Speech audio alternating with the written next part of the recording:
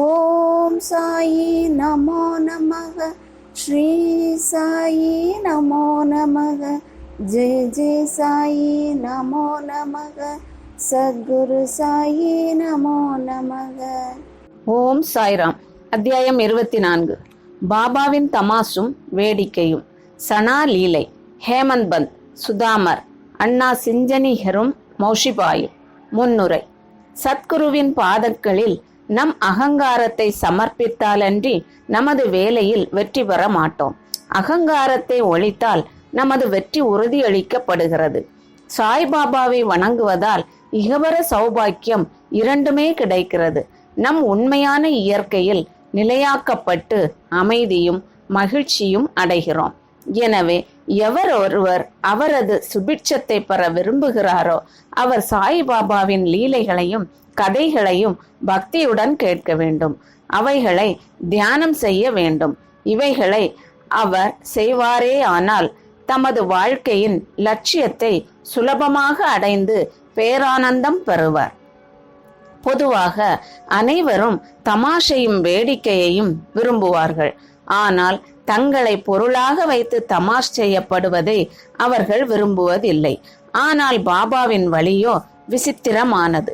அவைகள் அபிநயத்துடன் சேரும்போது பொதுமக்களுக்கு மிகவும் ஆர்வமூட்டுவதாகவும் அறிவுரை தருவதாகவும் இருக்கின்றன. எனவே கேலிக்கு அவர்கள் இலக்காயினும் பொருட்படுத்துவதில்லை. ஹேமந்த் பந்த் தனது சொந்த அனுபவத்தையே கீழே குறிப்பிடுகிறார். ஷனா லீலை. சிரடியில் ஞாயிறுதோறும் சந்தை நடைபெறும். அண்டையிலுள்ள கிராமங்களிலிருந்து மக்கள் அங்கு வந்து தெருவில் பந்தல் கடைகளை போட்டு தங்களது பொருட்களை எல்லாம் விற்பனை செய்வர். ஒவ்வொரு மாலையும் மசூதியில் ஏறக்குறைய கும்பல் வந்துவிடும். ஆனால் ஞாயிறு மாலையோ மூச்சு திணறும் அளவுக்கு கூட்டம் கூடிவிடும். அத்தகைய ஒரு ஞாயிற்றுக்கிழமையின் போது ஹேமந்த் பந்த் பாபாவின் முன்னால் அமர்ந்து பாபாவின் கால்களை நீவி பிடித்து விட்டு கொண்டும் கடவுள் பெயரை முணுமுணுத்து கொண்டும் இருந்தார். ஷாமா பாபாவின் இடப்பக்கத்திலும் வாமன் ராவ் வலப்பக்கத்திலும் இருந்தனர். அப்போது ஷாமா சிரித்து கொண்டே, அண்ணா சாஹேபிடம் பாரும், உமது கோட்டின் கை மடிப்பில் தானியங்கள் இருக்கின்றன என்று கூறிக்கொண்டே அவர் கோட்டு மடிப்பை தொட்டு அங்கு தானியங்கள் இருப்பதை கண்டார். ஹேமந்த் பந்த் விஷயம் என்ன என்று அறிவதற்காக தனது இடது முழங்கையை நீட்டினார். அப்போது அனைவரின் ஆச்சரியத்திற்கு ஏற்ப சில பருப்பு மணிகள் கீழே உருண்டோடி சுற்றி உட்கார்ந்திருந்தவர்களால் பொறுக்கி எடுக்கப்பட்டன. இந்நிகழ்ச்சியே தமாசிற்கான விஷயமாக ஆனது. அங்கிருந்த அனைவரும் எங்கனம் தானியம் கோட்டு மடிப்பிற்குள் சென்று அவ்வளவு நேரமும் அங்கேயே இருந்தன என்று வியந்தனர்.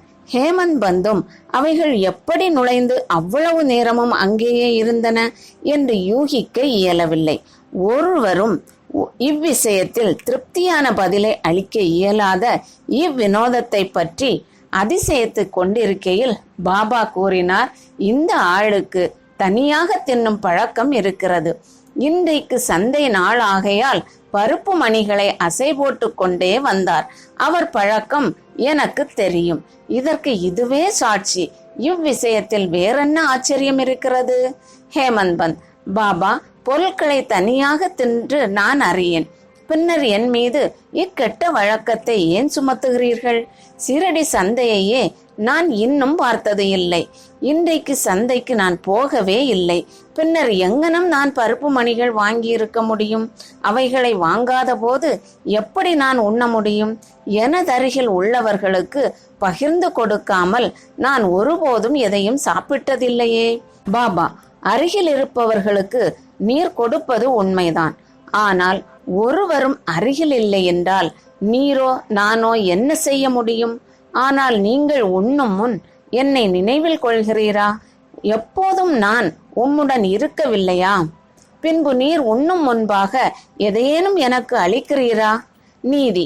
இந்நிகழ்ச்சியின் வாயிலாக பாபா நமக்கு என்ன போதிக்கிறார் என்பதை கவனத்துடன் நினைவில் வைப்போமாக. புலன்கள் தரும் தேவைகளை அடையும் முன்னதாகவே மனமும் அறிவும் அவைகளின் பலன்களை அனுபவித்து விடுகின்றன என பாபா அறிவுறுத்துகின்றார். முதலில் பாபாவை நினை. அதுவே உன் மனதில் நிலை கொண்டுள்ள அவருக்கு நிவேதியம் செய்யும் முறையாகிறது. புலன்கள் முதலியன தங்கள் தேவைகளை அடையாமல் இருக்க இயலாது. ஆனால் அவைகள் முதலில் குருவுக்கு சமர்ப்பிக்கப்பட்டால் அவைகளின் மீதுள்ள பற்று இயற்கையாகவே மறைந்து விடுகிறது. இவ்விதமாக ஆசை, கோபம், வெறுப்பு முதலியவை பற்றிய நமது எல்லா எண்ணங்களும் முதலில் குருவிடம் சமர்ப்பிக்கப்பட்டு அவரை நோக்கி செலுத்தும் பயிற்சியானது அழிக்கப்பட்டால் எல்லாவித எண்ணங்களையும் களைவதற்கு கடவுள் உதவி செய்வார். பொருட்களை அனுபவிக்கும் முன் பாபா அருகிலோ அல்லது அங்கிருப்பதாகவோ நினைத்து கொண்டால் அப்பொருள் அவர் அனுபவிக்கத்தக்கதா அல்லவா என்ற கேள்வி உடனே எழும். பின் அனுபவிக்க தகாதவையெல்லாம் நம்மால் ஒதுக்கப்பட்டு நமது தீய பண்புகள் அல்லது செயல்கள் நம்மை விட்டு மறைகின்றன. நமது பண்பும் வளர்கிறது. பின்னர் குருவிடம் உள்ள அன்பு வளர்ந்து தூய ஞானம் துளிர்கிறது. இந்த ஞானம் வளரும் போது நான், எனது என்ற எண்ணம் அழிந்து நமது அறிவு ஆன்ம உணர்வுடன் கலக்கிறது. பின்னர் நாம் பேரின்பத்தையும் திருப்தியையும் பெறுகிறோம். குருவுக்கும் கடவுளுக்கும் பேதமில்லை.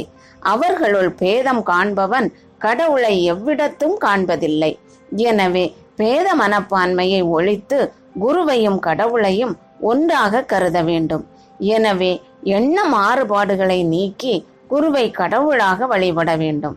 இவ்வாறு நமது குருவுக்கு பணிவிடை செய்தோமேயானால் கடவுள் நிச்சயம் மகிழ்ச்சியடைந்து நமது மனத்தை தூய்மைப்படுத்தி நம்மை நாமே அறிவும் உணர்வை அளிக்கின்றார். இரத்தின சுருக்கமாக முதலில் குருவை நினைக்காமல் நாம் எப்பொருட்களையும் புலன்கள் வழியாக அனுபவிக்க கூடாது. இவ்விதமாக பயிற்சியளிக்கப்பட்டால் நம் மனம் பாபாவால் நிறைந்து பாபாவின் தியானம் விரைவில் வளரும். பாபாவின் சகுன ரூபம் எப்போதும் நம் கண்முன் இருக்கும். பிறகு பக்தி, பற்றின்மை, முக்தி யாவும் நம்முடையதே ஆகும். இங்ஙனமாக நமது மனக்கண்ணில் பாபாவின் ரூபம் நிலைப்படுத்தப்பட்டால் நாம் பசி, தாகத்தையும் இச்சம்சார வாழ்க்கையையும் மறந்து விடுகிறோம். உலக போகங்களில் நமக்கிருக்கும் ஞாபகம் மறைந்துவிடும். நமது மனம் அமைதியையும் மகிழ்ச்சியையும் அடையும். சுதாமரின் கதை. மேற்கூறிய கதை சொல்லப்படும் போது ஹேமந்த் பந்த் அதே மாதிரியான சுதாமரின் கதையை நினைவு கூறுகிறார். அதே தத்துவத்தை இக்கதையும் விளக்குவதால் இங்கே கொடுக்கப்பட்டிருக்கிறது. கிருஷ்ணரும் அவரது அண்ணருமான பலராமரும் சுதாமர் என்ற தோழருடன் அவர்களது குரு சாந்தீபனி முனிவரின் ஆசிரமத்தில் வசித்து வந்தனர். ஒரு முறை கிருஷ்ணரும் பலராமரும் காட்டிற்கு விறகு கொண்டு வருவதற்காக அனுப்பப்பட்டனர். பின்னர் சாந்தீபனியின் மனைவி அதேபோல் சுதாமரையும் மூவருமான கடலை பருப்புகளுடனும் காட்டுக்கு அனுப்பினாள். கிருஷ்ணர் சுதாமரை காட்டிலேயே கண்டபோது அவரிடம், தாதா, நான் தாகமாக இருப்பதால் எனக்கு தண்ணீர் வேண்டும் என்றார். அதற்கு சுதாமர், வெறும் வயிற்றுடன் தண்ணீர் குடிக்க கூடாது, சிறிது நேரம் இளைப்பாறுவது நல்லது என்றார். அவர் தன்னிடம் கடலை இருப்பதாகவோ அதை சிறிது அவர் எடுத்துக்கொள்ளலாம் என்றோ கூறவில்லை. கிருஷ்ணர் களைப்பாய் இருப்பதமையால் சுதாமரின் மடியில் தலை வைத்து படுத்து குரட்டை விட்டார். இதை கண்டு சுதாமர் தன்னிடமிருந்த கடலையை எடுத்து உண்ணத் தொடங்கினார். கிருஷ்ணர் திடீரென்று கேட்டார், தாதா, என்ன சாப்பிடுகிறாய்? சப்தம் எங்கிருந்து வருகிறது? அதற்கு சுதாமர், சாப்பிடுவதற்கு என்ன இருக்கிறது? நான் குளிரால் நடுங்கிக் கொண்டு இருக்கிறேன். எனது பற்கள் தாளமடித்துக் கொண்டிருக்கின்றன. விஷ்ணு சகஸ்ர நாமத்தை கூட என்னால் திருத்தமாக பாராயணம் செய்ய முடியவில்லை என்றார். இதை கேட்ட சர்வ வியாபியான கிருஷ்ணர், மற்றவர்களது பொருட்களை உண்ணும் ஒரு மனிதனை கனவில் கண்டேன். அதை பற்றி கேட்டபோது தின்பதற்கு ஒன்றுமில்லை என்ற பொருளில், என்ன மண்ணா தின்பதற்கு உள்ளது என கேட்டான். அதற்கு மற்றொருவன், அது அங்கனமே இருக்கட்டும் என்றான். தாதா, இது ஒரு கனவுதான். நீ எதையும் எனக்கில்லாமல் உண்ண மாட்டாய் என்று எனக்கு தெரியும். ஆயினும் கனவில் கண்ட ஞாபகத்தில் நீ என்ன உண்கிறாய் என்று நான் கேட்டேன் என்றார். சர்வ வியாபியான கிருஷ்ணரை பற்றியும் அவர்தம் லீலையை பற்றியும் சுதாமர் எள்ளளவேனும் அறிந்திருப்பாராயின் அவர் அவ்வாறு நடந்து கொண்டிருக்க மாட்டார். எனவே தன் செய்கைக்காக அவர் வருந்த வேண்டியதாயிற்று. அவர் கிருஷ்ணரிடம் நெருங்கிய நண்பரான போதும் தமது வாழ்க்கையை அஷ்டதரித்திரத்தில் கழிக்க வேண்டியதாயிற்று. ஆனால் பின்னர் அவர் கிருஷ்ணருக்கு தன் மனைவியின் சொந்த உழைப்பால் ஈட்டிய ஒரு பிடி அவலை அளித்த போது கிருஷ்ணர் மகிழ்ச்சி அடைந்து அவருக்கு அனுபவிப்பதற்காக ஒரு பொன்னகரத்தை அளித்தார். மற்றவர்களுடன் பகிர்ந்துண்ணாது தனியாக தின்போர் இக்கதையை நினைவில் வைக்க வேண்டும்.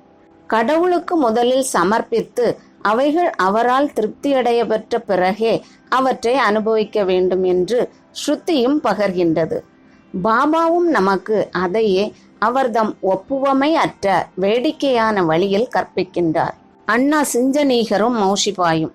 ஹேமந்த் பந்த் இப்போது சமாதானம் நிலைநாட்டுவோரின் பாகத்தை பாபா ஏற்றுக்கொண்ட மற்றொரு வேடிக்கையான சம்பவத்தை கூறுகின்றார். தாமோதர் கனஷ்யாம் பாபரே என அழைக்கப்பட்ட அண்ணா சிஞ்சனீகர் என்ற அடியவர் ஒருவர் இருந்தார். அவர் எளிமையானவர், முரடர், நேர்மையானவர். அவர் எவரையும் லட்சியம் செய்ய மாட்டார். எப்போதும் கரவின்றி பேசி எல்லாவற்றையும் கைமேல் காசிலேயே நடத்தினார். வெளிப்படையாக கடுமையாகவும் வசப்படாதவராகவும் இருந்தபோதும் அவர் நற்பண்புடையவராகவும் கள்ளமின்றியும் இருந்தார். எனவே சாய்பாபா அவரை நேசித்தார். ஒரு நாள் ஒவ்வொருவரும் ஒரு வழியில் சேவை செய்வதைப் போன்று அண்ணாவும் தலைகுனிந்து நின்று கொண்டு கைப்பிடியில் இருந்து இடது கைக்கு பிடித்து நீவிக்கொண்டிருந்தார்.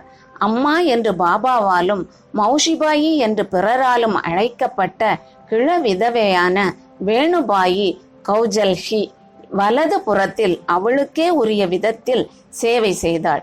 மௌஷிபாயி தூய உள்ளத்துடன் கூடிய முதியவள்.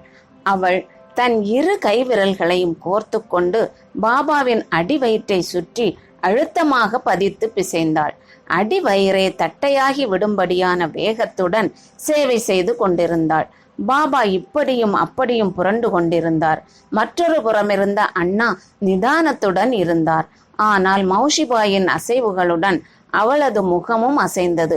ஒரு தரம் அவளது முகம் அண்ணாவின் முகத்திற்கு மிக அருகில் வந்துவிட்டது. வேடிக்கையான பண்புடைய அவள், ஓ, இந்த அண்ணா ஒரு கெட்டவன். அவன் என்னை முத்தமிட விரும்புகிறான். தலை நரைக்கும் வயதாகியும் முத்தமிடுவதற்கு அவன் வெட்கப்படவில்லை என்றாள். இச்சொற்கள் அண்ணாவை கோபாவேசமடைய செய்தது. முஷ்டியை மடக்கி விட்டு கொண்டு அவர், நான் ஒரு கெட்ட கிழவன் என்றா கூறுகிறாய்? நான் அவ்வளவு முட்டாளா? நீயே சண்டையை ஆரம்பித்தாய், என்னுடன் சண்டையிட்டு கொண்டிருக்கிறாய் என்றார். அங்கிருந்த அனைவரும் அவர்களுக்கிடையே நடைபெறும் விஷயங்களை ரசித்துக் கொண்டிருந்தனர். அவர்கள் இருவரையுமே பாபா சமமாக நேசித்தார். சண்டையை நிறுத்த விரும்பிய அவர் இவ்விஷயத்தை மிக திறமையுடன் கையாண்டார். அன்புடன் அவர் கூறினார், அண்ணா, ஏன் அனாவசியமாக இக்கூச்சலையும் குழப்பத்தையும் உண்டாக்குகிறாய்? தாய் முத்தமிடும் போது உள்ள நெறியின்மை அல்லது தீங்குதான் என்ன என்பது எனக்கு விளங்கவில்லை என்றார். பாபாவின் இம்மொழிகளை கேட்ட இருவரும் திருப்தி அடைந்தனர். எல்லாரும் மன மகிழ்வுடன் தங்கள் உளம் நிறைவடையும் வரை சிரித்தனர். பாபாவின் குணாதிசயம் பக்தர்கள்பால் அவரின் சார்பு. பாபாவின் அடியவர்கள் அவரவருக்குரிய வழியிலேயே அவருக்கு சேவை செய்ய அவர் அனுமதித்து இருந்தார். இதில் பிறர் தலையிடுவதை அவர் விரும்பவில்லை. உதாரணமாக, இதே மௌஷிபாயி மற்றொரு சந்தர்ப்பத்தில் பாபாவின் அடிவயத்தை தேய்த்துவிட்டு கொண்டிருந்தாள்.